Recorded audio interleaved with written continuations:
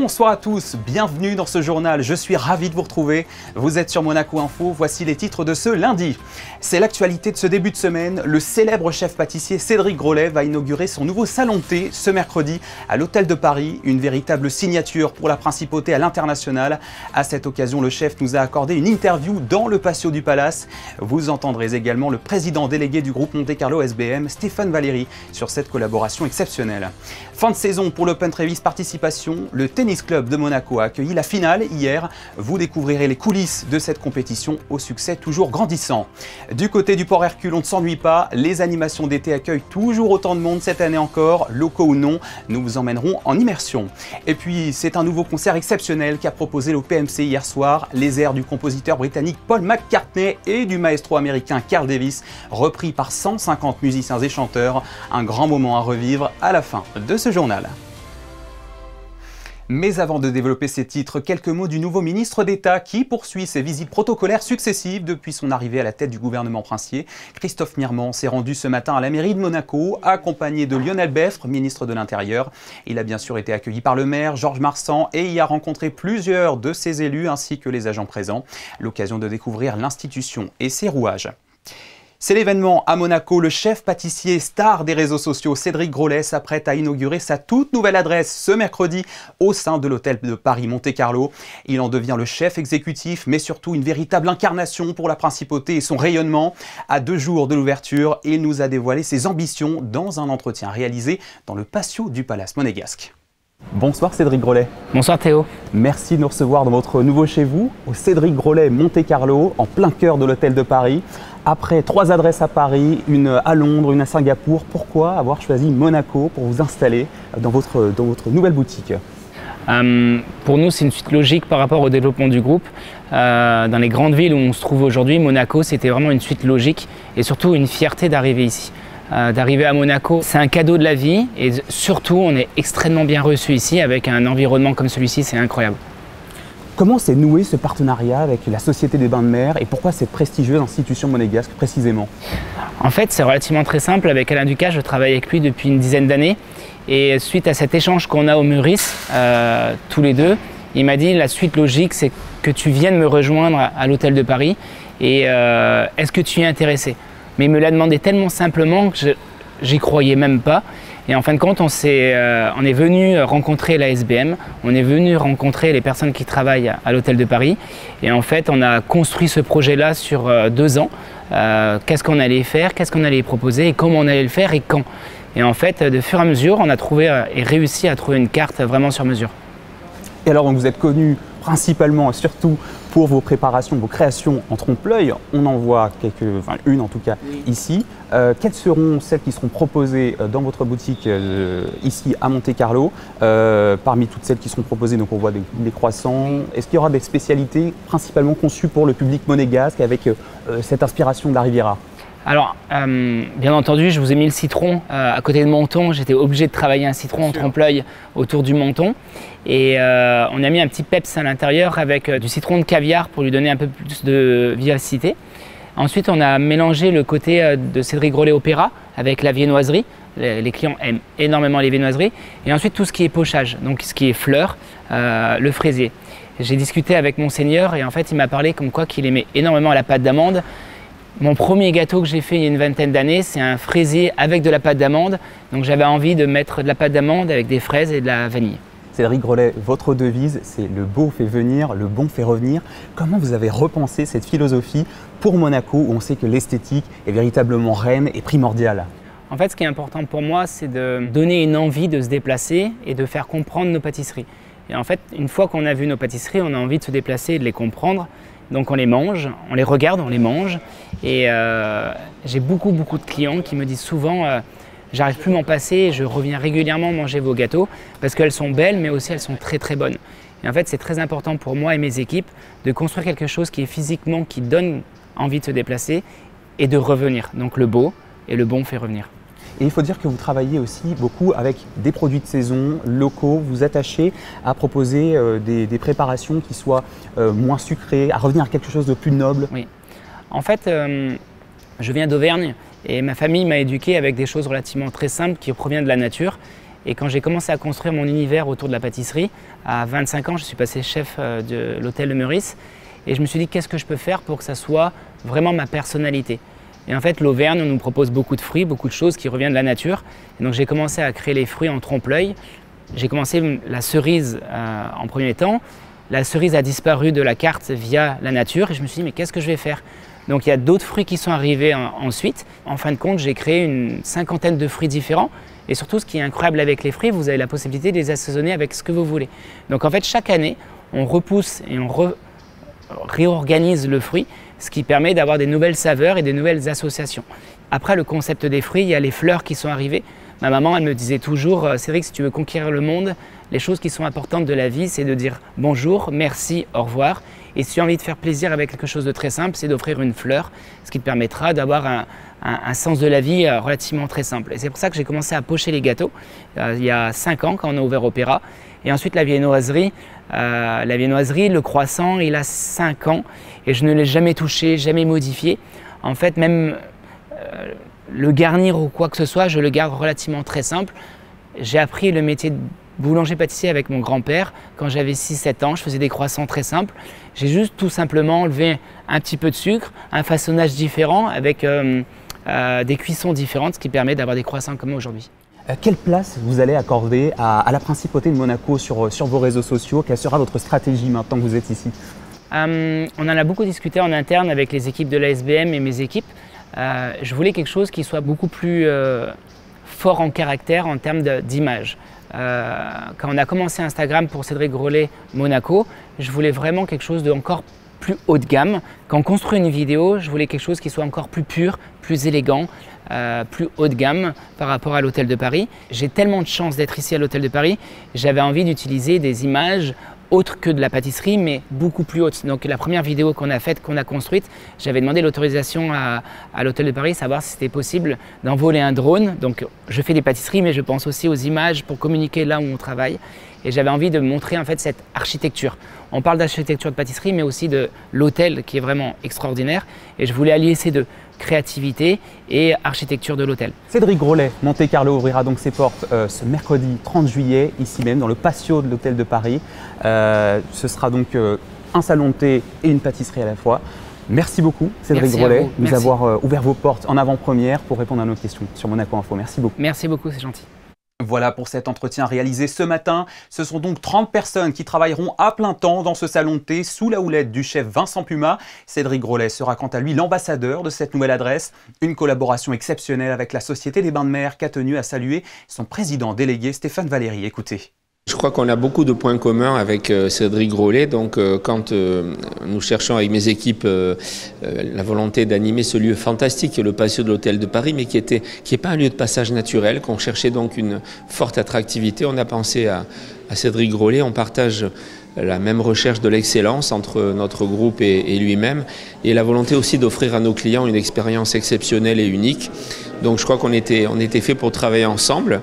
D'autant plus que nous voulons aussi, vous le savez, rajeunir, diversifier notre clientèle. Cédric Grolet, c'est 13 millions de followers, c'est beaucoup de jeunes aussi qui le suivent. Donc après la soirée électro la semaine dernière, donc voilà aussi un autre moyen de diversifier et de rajeunir la clientèle du groupe Monte Carlo SBM. En tennis, le City Open, le fameux tournoi de Washington, a pris fin ce dimanche aux États-Unis. Le monégasque Hugo Nys et le français Édouard Roger Vasselin se sont inclinés face à la paire italienne Bolelli Vavasori en 2-7, 6-3, 6-4. Une déception, mais un exercice malgré tout encourageant à l'approche des prochaines échéances de Coupe Davis à la rentrée. Dans le même domaine, mais à Monaco cette fois, l'édition 2025 de l'Open Trévise a connu son dénouement. La finale s'est jouée hier au Tennis Club de Monaco, qui l'organise chaque année. Plusieurs catégories d'âge étaient représentées dans ce tournoi. Voici ce qu'il fallait en retenir dans ce reportage réalisé avec Alexandra Marangoni. Le tournoi avait commencé le 12 juillet dernier. 15 jours de compétition acharnée entre 347 participants pour 446 joueurs inscrits au départ et venus de la région et d'ailleurs. Cette édition 2025 a tellement séduit qu'il a même fallu refuser certaines candidatures. Aujourd'hui, la finale ne se joue plus qu'à 1 contre 1. Il en reste maintenant plus que 2, donc les 2 femmes sur le court présentes qui ont un très bon classement, qui sont en classement négatif pour les connaisseurs. Et c'est pour ça qu'elles sont à l'honneur, elles ont un meilleur classement que les hommes, donc on a choisi de les mettre à l'honneur. Les règles ne changent pas, la finale se joue en match de 2 sets gagnants pour les hommes et les enfants ce matin, puis pour les femmes cet après-midi. Mais il faut toutefois noter quelques particularités. C'est le 3e set qui était un super tie-break pour gagner du temps, parce que certains peuvent jouer 2 matchs dans la journée. Donc s'ils jouent le matin 3 heures, après l'après-midi ils ont un peu moins de chances de gagner leur match, donc c'est pour ça qu'on a fait ça. Et ensuite, à partir des quarts de finale du tournoi simple messieurs et simple dames, on a décidé de passer un format classique en 3 sets gagnants. Parce que c'est les meilleurs qui restent, donc là, il n'y a pas de problème si le match dure plus longtemps, quoi. Seule une personne gagnera la coupe, mais tous les participants mettent en jeu leur position au classement qui permet d'anticiper les prochaines compétitions. Il y a donc de l'enjeu. Le club se tourne désormais vers la préparation de la rentrée avec l'organisation de son école de tennis, accessible dès l'âge de 4 ans, et son centre d'entraînement dès 10 ans. Voilà, et sachez que le tournoi simple messieurs a finalement été remporté par Matteo Perro, tandis que chez les femmes, c'est Aubane Doroguet qui s'est emparé du titre. C'est une tradition, après le Grand Prix et le jumping, c'est au tour des animations d'été de prendre leur quartier sur l'esplanade du Port Hercule. Comme chaque année, c'est l'adresse incontournable pour les petits et grands, de passage en vacances ou non. Nous sommes allés y faire un tour en immersion avec Camille Caloni, regardez. Encore et toujours là, à la même période, les animations d'été séduisent les résidents et les touristes de passage en principauté. Surtout les enfants, première cible de ces activités, comme avec cette petite promenade sur l'eau, les petits terrains éphémères installés par l'AS Monaco, ou pour les puristes, le traditionnel carrousel. Mais le Port Hercule a aussi ses best-sellers, à commencer par le mini-parcours Ninja Warrior, inspiré du célèbre jeu télévisé et réinventé par un connaisseur. Ce fameux jeu a été créé par monsieur Thomas Ballet, qui a été le premier vainqueur de Ninja Warrior de la saison 2. Il a eu ensuite l'idée de créer cette activité pour les enfants. Et ça fait maintenant un peu plus de 6-7 ans qu'il fait ça et il bouge un peu partout en France. La petite particularité ici, comme on peut le voir à la différence de l'émission télé, c'est que déjà il n'y a pas de Denis Brognard, on n'a pas d'eau. Et en plus de ça, c'est beaucoup plus adapté, moins haut, pour pouvoir faire venir les enfants, qui est le cœur de cible de l'activité ninja à l'heure d'aujourd'hui. Un peu plus loin, une autre activité ne passe pas inaperçue, le Crazy Kart, une forme de karting un peu particulière. Alors la différence avec un kart normal et une voiture, c'est qu'il n'y a qu'une seule pédale. Donc pour accélérer, donc pour freiner, il faut la relâcher entièrement. Donc ça c'est un peu technique, des fois ils ont un peu de mal, ils se rentrent dedans, mais bon voilà. Et puis bien sûr le levier du coup pour activer la dérive. Et souvent ils l'utilisent pas, mais voilà, ils s'amusent bien en tout cas. Ça c'est le moins que l'on puisse dire. À la fin de la session, tout le monde a le sourire aux lèvres. Alors c'était comment ? Très bien, c'est rigolo, ça va vite, c'est bien. Dans les virages, t'as peur de foncer dans les trucs, t'as peur de tomber en arrière. On avait un peu peur de se faire prendre par les gens, mais ça va. J'ai bien aimé, je me suis bloquée à un moment, mais c'était trop cool. Et pour ceux qui sont juste de passage sur le Port Hercule pour boire un verre ou manger un morceau, il y a également du choix comme sous ce chalet. Des hot dogs, des panini, des frites, avec des boissons fraîches et des smoothies et aussi des glaces. Et il y a une nouveauté cette année ? Oui, cette année, on a la bière de Monaco, donc une spécialité de Monaco. Pour s'amuser ou juste pour se changer les idées, les activités du Port Hercule vous accueillent de 16h à 22h30 jusqu'au 24 août inclus en accès libre. Des animations spéciales sont également au programme comme la soirée feu d'artifice du 9 août. Bref, aucune raison de s'ennuyer cet été en principauté. Le nouveau concert d'été du Palais Princier ne s'est pas tenu dans la cour d'honneur hier soir, mais au Grimaldi Forum. Et pour cause, ils étaient plus de 150 interprètes, musiciens et chanteurs pour cette œuvre jamais donnée auparavant à Monaco, Liverpool Oratorio. Il s'agit en fait d'une commande qu'avait passée l'Orchestre Philharmonique Royal de Liverpool au compositeur Paul McCartney et au maestro américain Carl Davis. Un spectacle impressionnant auquel ont pu assister José Sacré, Thomas Deus et Paul Gougassian. Concert événement dimanche 27 juillet au Grimaldi Forum en présence de son Altesse Sérénissime, le prince Albert II.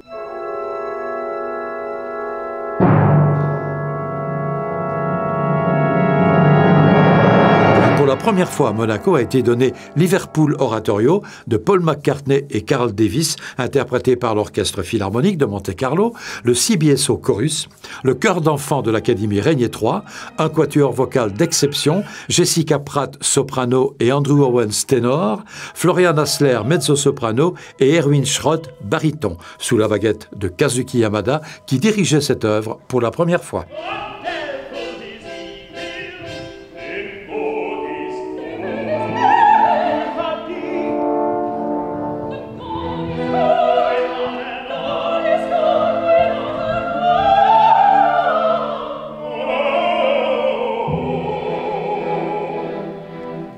Normally, oratorio is kind of the very related for the God, something like the religious. But this oratorio is much more common daily things.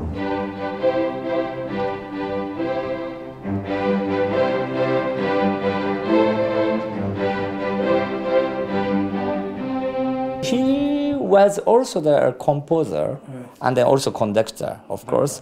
And then the Paul McCartney and Carl Davis created this oratorio together.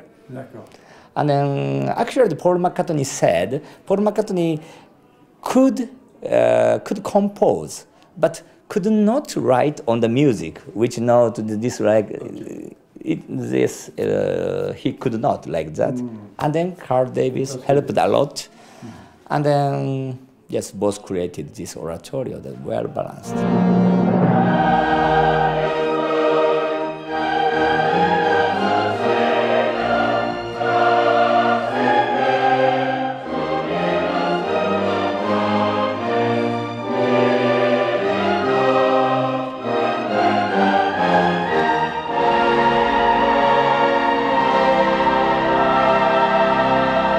It's a very great piece, great masterpiece, and I'm really happy to take this big production here, and I'm very happy.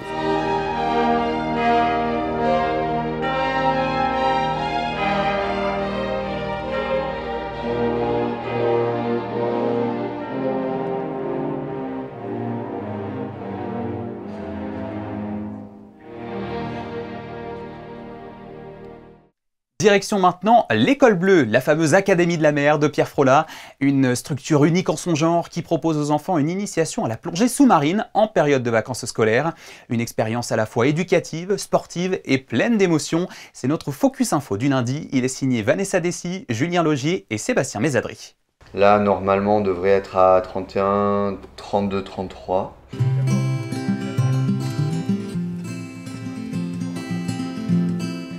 C'est une école pas comme les autres. L'École Bleue initie les enfants à la plongée sous-marine dès le plus jeune âge. Créée par Pierre Frolat, recordman d'apnée et passionné de transmission. Qui veut? D'accord, je peux en prendre que 12 aujourd'hui. Les gars, il reste 30 secondes de téléphone, après c'est fini. Elle propose une pédagogie unique. Ici, les enfants y découvrent les bases de la plongée, la randonnée palmée et bien plus encore. On apprend la sensibilisation à la faune et à la flore océanique et méditerranéenne, savoir reconnaître des poissons, des algues, des anémones et ainsi de suite. On apprend le sauvetage aquatique avec la branche du centre de sauvetage aquatique et de plongée de Monaco. On apprend le matelotage, savoir faire des nœuds. Et puis on apprend aussi un peu à piloter de temps en temps. On apprend à se mettre en sécurité dans l'eau. Et puis bien évidemment on apprend à vivre en communauté avec des valeurs qui sont toujours les mêmes, hein, la fraternité, l'engagement, le partage, l'honneur, le courage, apprendre à faire des choix ensemble, à se respecter, à partager. La plongée commence souvent bien avant la mise à l'eau. Certains enfants arrivent avec la peur du grand bleu. Chaque étape est pensée pour rassurer, écouter, encourager. Grâce à une approche douce et progressive, les appréhensions fondent et la confiance émerge. Capitaine Baba! Vive Capitaine Baba! Qui en est nous? On est les pirates! J'entends pas qui en est nous? On est les pirates! Et j'entends pas qui en est nous? On part du principe très simple que c'est tout à fait naturel, puisqu'on n'a peur que d'une seule chose, c'est l'inconnu. Donc tout notre travail, c'est de leur faire rencontrer des choses. Il faut qu'on transforme l'inconnu en connu. À partir du moment où on a l'habitude de faire quelque chose, c'est quelque chose qu'on va apprendre à maîtriser. Et à force de le rencontrer, on va carrément se familiariser à sa présence.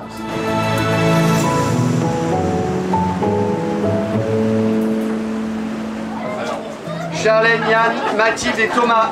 Très bien. Avec Bastien. À l'arrière, tribord. Depuis 2001, l'École Bleue mise sur une approche simple, donner envie aux enfants de découvrir le monde sous-marin pour mieux le protéger. Plutôt que de moraliser, les encadrants jouent sur l'émerveillement. Et dans un monde marqué par les tensions, Pierre Frolat rappelle aussi l'importance du respect, de la vie en communauté et des valeurs humaines comme socle d'un avenir plus responsable.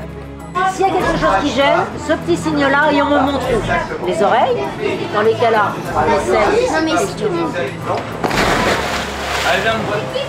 Plutôt que de sensibiliser les enfants à la protection de l'environnement, on va plutôt leur donner goût à aller à la rencontre du monde vivant. Et je pense que à une période actuelle où l'actualité est quand même assez noire, il y a beaucoup d'incivilité, beaucoup de guerres, beaucoup de difficultés humaines, recentrer avec les enfants la nécessité justement du respect humain, de la vie en communauté, c'est quelque chose qui va qui va résonner. Ce sera peut-être très certainement beaucoup plus simple pour protéger la nature par la suite.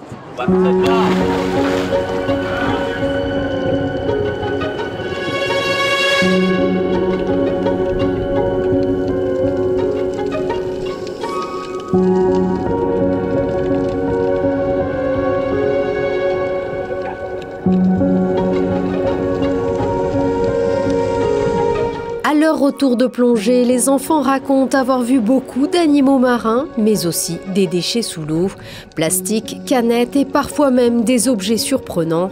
À l'école bleue, cette prise de conscience se fait masque sur le visage et palme aux pieds, une façon concrète de les sensibiliser à la protection de la mer. J'ai vu quelques trucs. Hier, j'ai vu un parapluie, ce qui était un peu bizarre. Aujourd'hui, j'ai vu des culottes ou des chaussettes, je sais pas ce que c'était. C'est pas bien pour l'environnement et c'est surtout pas bien pour notre planète. Plein de plastique, j'ai vu du métal, j'ai vu un conteneur, ça pollue la terre. Il faut ramasser les déchets qui sont sur la mer, ne pas les laisser traîner, trier les déchets.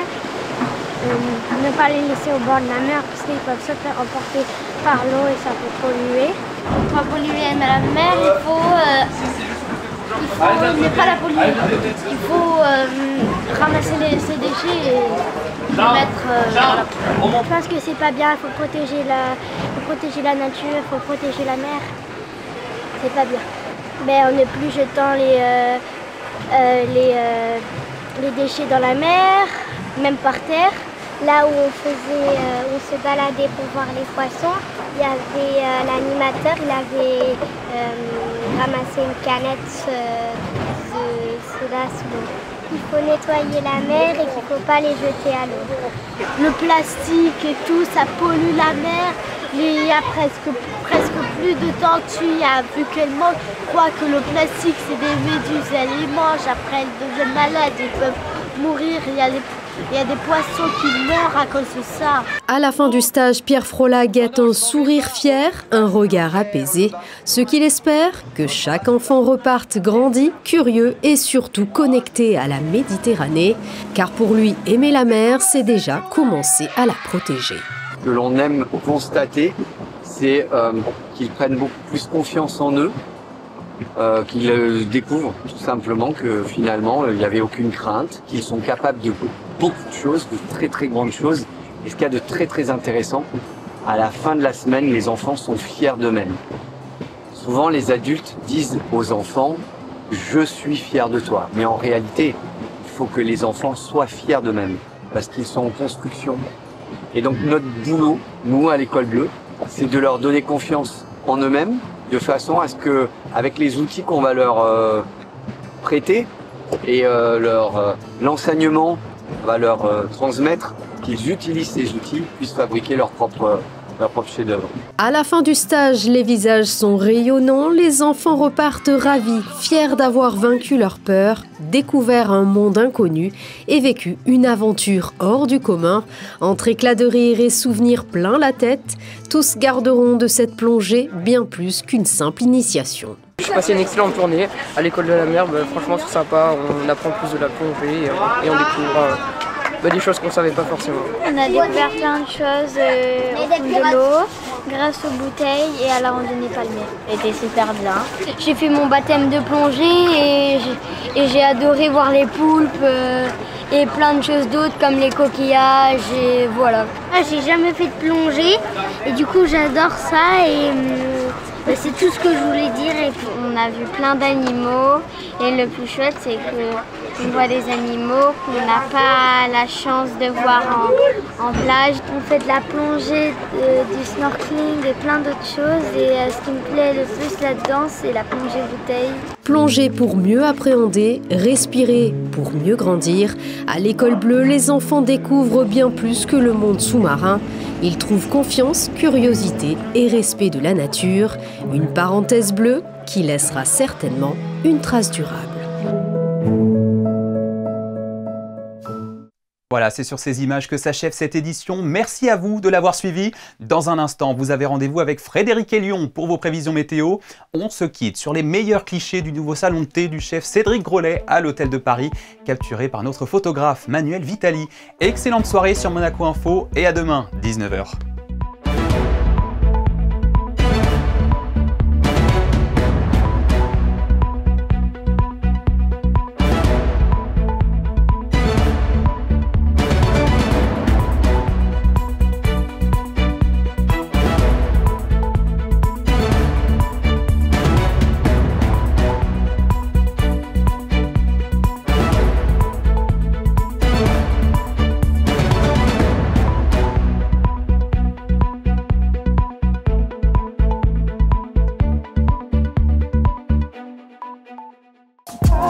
Retrouvez la météo avec Maya Bay, le restaurant référence thaï japonais de Monaco.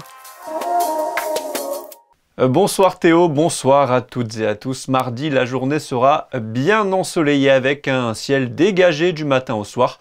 Quelques passages nuageux sont attendus, mais rien de bien méchant. Les températures seront comprises entre 21 et 28 degrés. L'eau sera à 24 si vous optez pour une journée plage. Mardi 29 juillet, vous pourrez souhaiter une bonne fête aux Marthe et Martha. Ce sera aussi la journée internationale du tigre, créée en 2010 suite au premier sommet du tigre à Saint-Pétersbourg, où des gouvernements de 13 pays s'étaient réunis pour trouver des solutions afin de les préserver et d'empêcher leur disparition. C'était la météo avec Maya Bay, le restaurant référence thaï japonais de Monaco.